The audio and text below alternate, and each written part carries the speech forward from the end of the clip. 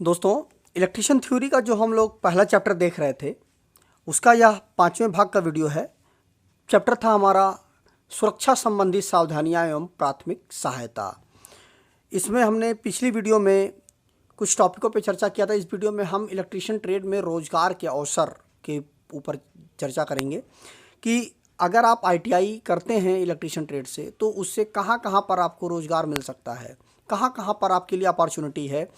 देखिए, जो हमारा ITI होता है वह एक टेक्निकल मार्कशीट होती है आपकी।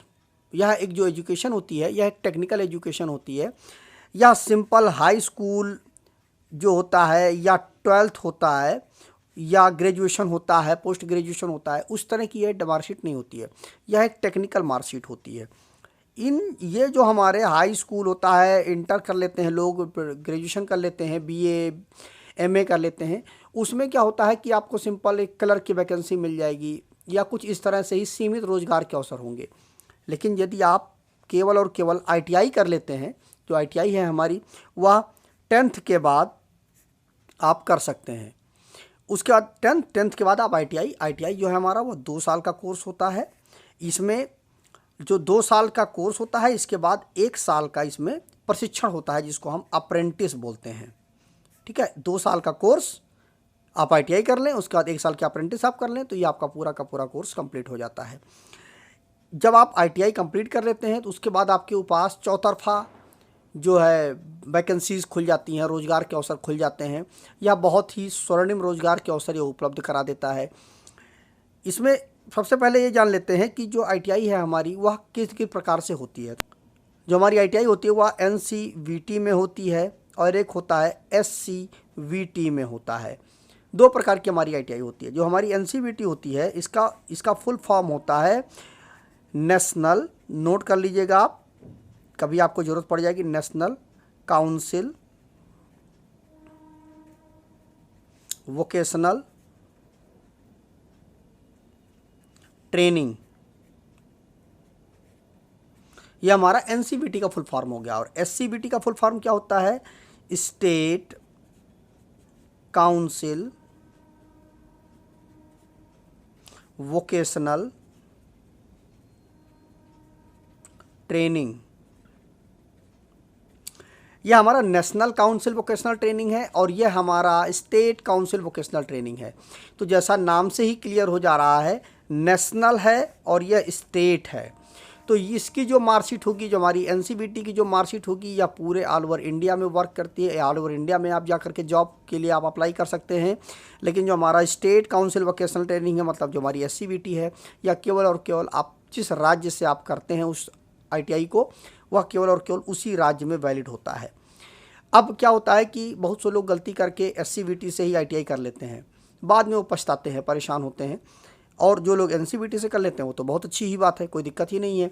इसमें क्या है, 2 साल की उन्होंने ट्रेनिंग किया, उसके बाद 1 साल की उन्होंने अप्रेंटिस कर ली, उनका पूरा का पूरा कोर्स कंप्लीट हो गया और आप कहीं पर भी जॉब कर सकते हैं। लेकिन जो SCVT होता है इसकी भी ट्रेनिंग 2 साल की ही होती है, लेकिन या केवल और केवल राज्य में ही वैलिड होता है। तो अब आप क्या करें कि मान लीजिए किसी कारण किसी ने गलती से SCVT से यदि किसी ने ITI कर लिया है, तो अब वो क्या करे? वो तो राज्य के बाहर जब फॉर्म अप्लाई नहीं कर सकता है, तो वह कैसे अप्लाई करेगा? उसके लिए केवल एक ही विकल्प है और दूसरा कोई विकल्प नहीं है। देखिए, यह जो हमारा ITI होता है, पहले आप ITI करें, ठीक है, ITI किया आपने, उसमें आपने 2 साल की आपने ट्रेनिंग जो आपने कोर्स कंप्लीट किया, ठीक है। उसके बाद 1 साल का आपने अप्रेंटिस किया, ठीक है, अप्रेंटिस किया, तो यहाँ पर आपको NCVT की मार्कशीट मिल जाती है। और यहाँ पर जब आप अप्रेंटिस का 1 साल की कर लेते हैं तो आपको एक नई मार्कशीट मिलती है भारत सरकार लेबर मिनिस्ट्री के थ्रू। वह होती है NAC की मार्कशीट होती है, नेशनल अप्रेंटिसशिप सर्टिफिकेट की हमें मार्कशीट मिलती है अप्रेंटिस के बाद। लेकिन जब आप SCVT से आप ITI करते हैं तो आपको SCVT की एक मार्कशीट मिलती है। इसमें भी आपका 2 साल का ही कोर्स होता है, लेकिन इसमें क्या करें आप, इसमें 1 साल की अप्रेंटिस होती है ना, इसमें आप 2 साल की अप्रेंटिस कर लें, ठीक है। मतलब 2 साल की जो आपने ITI कर ली, 2 साल की आपने अप्रेंटिस कर ली, तो आपका 4 साल इसमें यूज होगा, इसमें आपका 3 ही साल यूज होगा। तो 2 साल की जब आप अप्रेंटिस इसमें कर लेंगे तब आपको NAC की सर्टिफिकेट इसमें भी मिल जाएगा। तो मतलब इसमें 4 साल आपको पढ़ने के बाद एनएससी का सर्टिफिकेट मिलेगा, और इसमें आपको 3 साल पढ़ने के बाद ही आपको एनएससी का सर्टिफिकेट मिल जाएगा, और दोनों फिर इक्विवेलेंट हो जाएंगे। तो ये चीज़ समझ लीजिए, कभी भी आप कंफ्यूज मत होइएगा। अगर आपने गलती से अप्रेंटिस, अगर आपने आईटीआई कर लिया एससीबीटी से, तो भी आप परेशान मत होइए, आप अप्रेंटिस करिए। अप्रेंटिस आप 2 साल की कर लीजिए, उससे क्या हो जाएगा कि आपको एनएससी का सर्टिफिकेट मिल जाएगा और आप एनसीवीटी के इक्विवेलेंट हो जाएंगे। इनको भी लास्ट में आप इनको एनएससी का सर्टिफिकेट मिलेगा और आपको भी एनएससी का सर्टिफिकेट मिल जाएगा, दोनों बराबर हो जाएंगे। तो ये हुई आईटीआई के विषय में जानकारी। अब इसमें क्या है, रोजगार के अवसर क्या है। देखिए, इसमें चौतरफा रोजगार के अवसर खुल जाते हैं, क्योंकि यह एक टेक्निकल एजुकेशन है।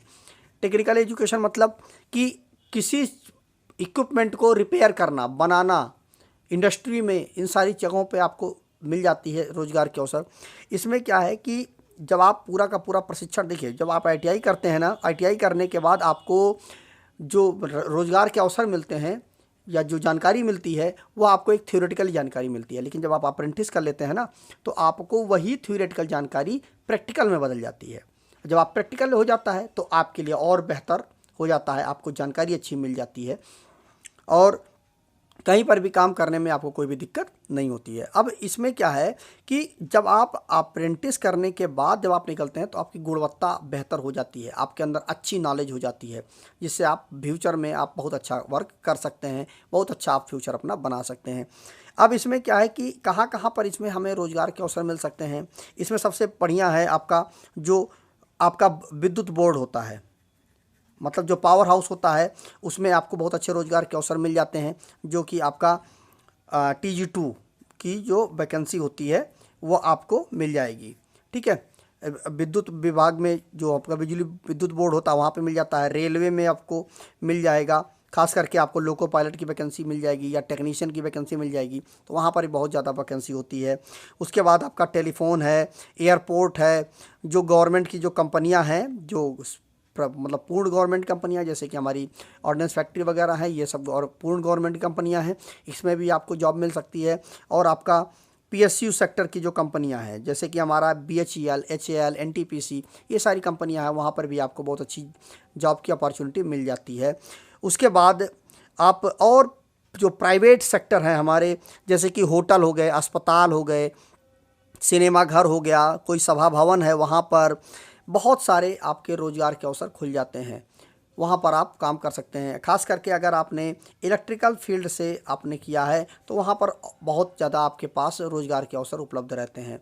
इसके साथ साथ आप खुद की ठेकेदारी भी कर सकते हैं, पैनलों की रिपेयरिंग कर सकते हैं, पैनलों की वायरिंग, वहाँ पर जैसे स्टार्टर वगैरह बनाना है वहाँ पर कर सकते हैं। आप स्वयं की दुकान भी कर सकते हैं, वहाँ पर भी आपके लिए रोज़गार के अवसर बहुत अच्छे होते हैं और ख़ुद का अपना एक रोज़गार डेवलप कर सकते हैं।